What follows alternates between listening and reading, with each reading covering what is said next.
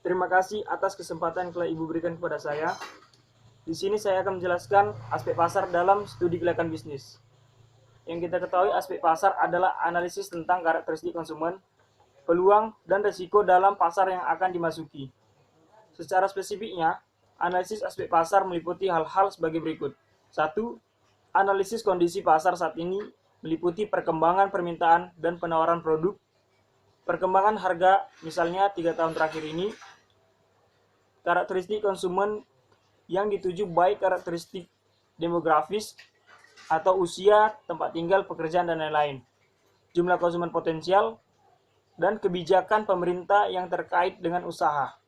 2. Estimasi kondisi pemasaran di masa mendatang, seperti estimasi perubahan permintaan dan penawaran, perubahan selera konsumen. 3. Estimasi potensi pasar, yaitu menghitung potensi penerimaan berdasarkan pembelanjaan yang dilakukan konsumen. Tujuan aspek pasar. Tujuan aspek pasar meliputi 1. Memaksimumkan konsumsi. 2. Memaksimumkan kepuasan konsumen. 3. Memaksimumkan pilihan atau ragam produk. 4. Memaksimumkan mutu produk. 5. Meningkatkan penjualan barang dan jasa. 6. Menguasai pasar dan menghadapi pesaing. 7. Memenuhi kebutuhan akan suatu produk dan jasa. 8. Memenuhi keinginan pelanggan atas produk. Aspek pasar yang kita ketahui juga yaitu 1. Pasar dan jenis pasar. Jenis pasar ini terdiri dari pasar konsumen, pasar industri, dan pasar reseller. 2. Analisis penawaran dan permintaan produk. Pengukuran permintaan dapat diukur dari A. Data impor produk yang bersangkutan. B. Data impor, ekspor, dan produksi DN. Data impor, ekspor, dan produksi DN dapat dihitung dengan rumus PE sama dengan P tambah I kurang E tambah DC. Yang kita ketahui di mana PE adalah permintaan, P sama dengan produksi, I sama dengan impor, E sama dengan ekspor, DC sama dengan selisih persediaan, C permintaan industri. 3. Tren perkembangan permintaan produk. Teknik peramalan penjualan kita ketahui dengan cara teknik judgmental method, analisis tren.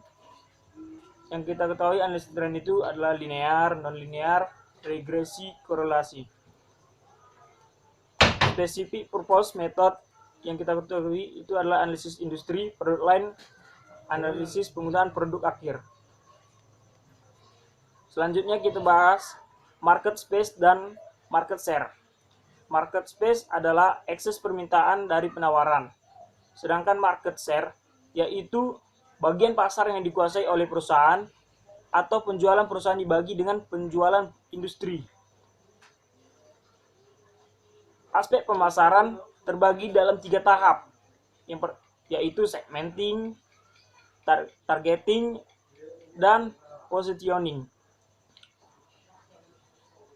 Segmenting mempunyai dasar-dasar, yaitu dasar geografis, demografis, sosiologis, dan psikografis.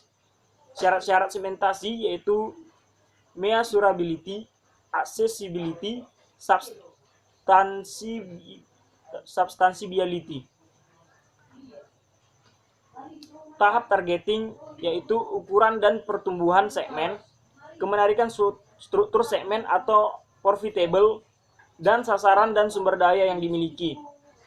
Alternatif pasar sasaran atau pasar targeting ini yaitu undifferentiated marketing atau produk tunggal, lalu differentiated marketing atau produk berbeda untuk pasar berbeda, dan concentrated marketing yaitu pada pembelian tertentu.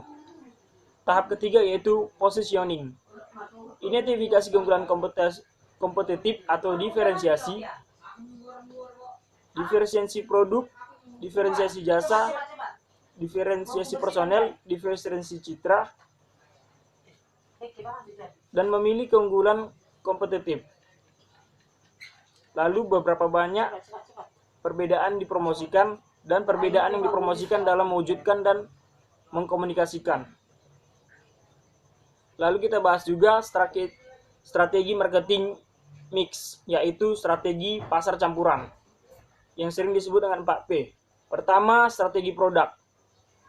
Strategi produk meliputi logo dan moto yang memiliki arti menarik dan mudah diingat. Juga menciptakan merek atau mudah diingat, kesan modern, memiliki arti dan menarik juga. Dan kemasan serta label. Yang kedua, strategi harga yang bertujuan bertahan hidup, laba maksimal, market share, pesaing.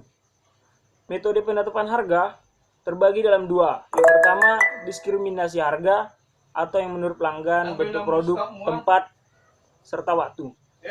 Yang kedua, harga produk baru atau market skimming pricing dan market penetration pricing. Yang ketiga, place atau distribution. Faktor yang berpengaruh yaitu pasar atau pelanggan, karakteristik produk, pertimbangan pengendalian. Jenis distribusi ini yaitu distribusi intensif, eksklusif, dan selektif. 4. Strategi promosi atau promotion mix.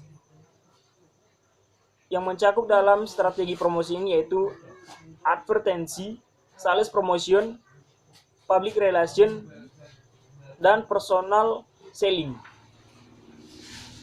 Oke, sekian penjelasan tentang aspek pasar yang saya bawakan. Atas perhatian Ibu dan teman-teman semua, saya ucapkan terima kasih. Dan jika ada kata-kata yang salah, tolong dimaklumi.